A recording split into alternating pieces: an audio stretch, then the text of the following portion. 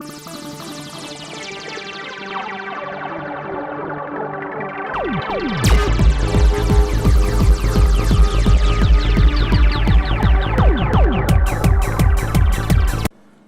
up guys, Maniac here, and today I'm bringing you a cell phone review on a phone that I've had for a couple months now, the HTC One V. I'm running this on Virgin Mobile, but we're not really looking at carrier information or anything like that, so you don't have to worry about that. We're just looking at basic phone specs. Now over here you can see there's a power button, you have your 3.5mm jack, you do have a notification light, which can be covered by most cases, which is a bit of a pain. Down here you have your USB plug, you have over here alongside with this curve you have your speaker, and then on the other side you have your two volume rockers. Now there are only 5 home pages. You cannot add more, which is a little disappointing, but you can add whatever sort of tweaks or whatever these things are called, widgets, that you would like to put on. So for some specifications of this phone, it does only run 3G, so no matter what carrier you're on, even if they serve 4G, you're not allowed to get it because this phone is incapable of doing that. It has a 5 megapixel camera with flash, which means it's a little bit worse, say, like compared to the iPhone or even the iPod Touch. It's not as good as that, but it's still a decent camera. I can show you it quick, actually. Might as well. Never mind, it's right down here. There you go. Look at that little puppy over there. And you can switch from shooting pictures or video, whatever you like, and you can click right down here afterwards and view your photos. Not gonna do that. Well, I just did. Okay. Some more specifications. It does come with Beats audio, so whenever you plug it in, you get a little logo right here that says Beats, and if you slide down, you can just hit accept or deny, and it'll turn it on or off. I never really noticed a difference. Maybe you need Beats audio actual headphones to notice, but it sounds great with it on or off. It doesn't matter. And one thing about this, it only has 512 megabytes of RAM and 1 gigabyte of free memory to start with. It's kind of a bother because you're gonna have to buy a micro USB memory card in order to save all your apps. Otherwise, you're gonna end up buying a bunch. Like, I don't have all that many. I'll show you. I have all these, and it still gets full. I definitely had to get a card already. It can go up to 32 gigabytes, I think. Depends. Just basically it goes up to however big a micro SD you can find. And the RAM, it's very low, and that kind of affects the quality of and the smoothness of the screen. Oh, by the way, there are 3 buttons on here, since I just hit one. This is the home, this is the back button, and this is the multitask button. As you see, if you hit the multitask, you can swipe to close stuff. Now, this isn't always very effective. Sometimes I like to go into the task manager and just stop everything, because if you hit stop all, then that refreshes, basically just restarts the phone.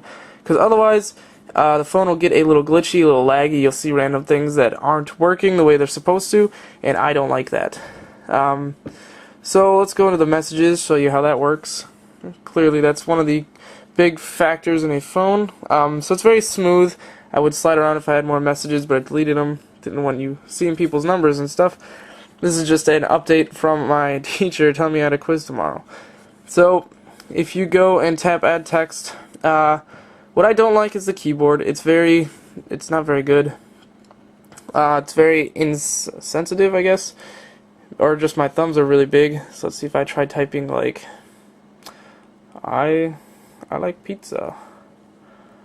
See, that was so bad. So I like pizza, and one of the pizza was corrected, and whatever. You can always change this though. You can you can download a swipe keyboard from the Play Store, which comes with this.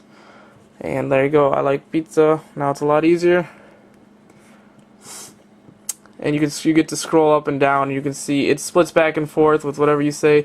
Very basic right there. But it looks nice. So let's close that. And one thing I want to get to before I finish this review, if you're buying this just for like to say over here to use social media, yeah, that's a great choice. This is a very low-end smartphone. It doesn't have many high specs, and it's not very great at handling games. So if it's just for internet or calling or messaging, yeah, this phone's great.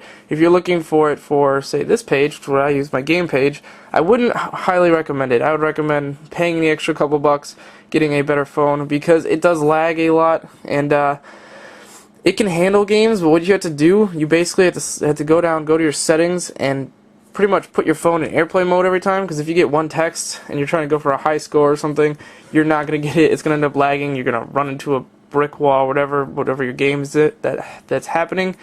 And also you have to go in your task manager before you play the game and stop all, like I said before. Otherwise, it'll lag the whole time, even without you getting a call. And I can show you the music quick. I won't play anything, but it's not the best organization. As you see, whenever you start, it just shows you random musics that you've played recently, so not really random.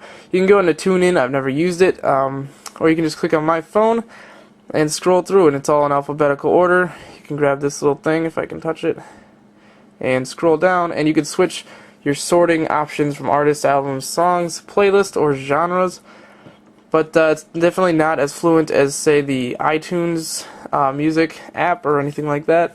But it definitely gets the job done. So anyways, that's pretty much it for this review. Oh, and this says Wi-Fi. Most phones do. I should let you know that. But yeah, that's pretty much it for this review. It's a good phone just for calling people and getting on the internet. The internet application itself isn't very good, but using internet in other apps is okay. I wouldn't recommend it for gaming or anything like that. This is just basic calling, texting, and other applications like that, like Facebook and Twitter, and stuff that doesn't require a lot of memory or RAM just to play. So I hope you guys enjoyed this video, and I will see you in the next one.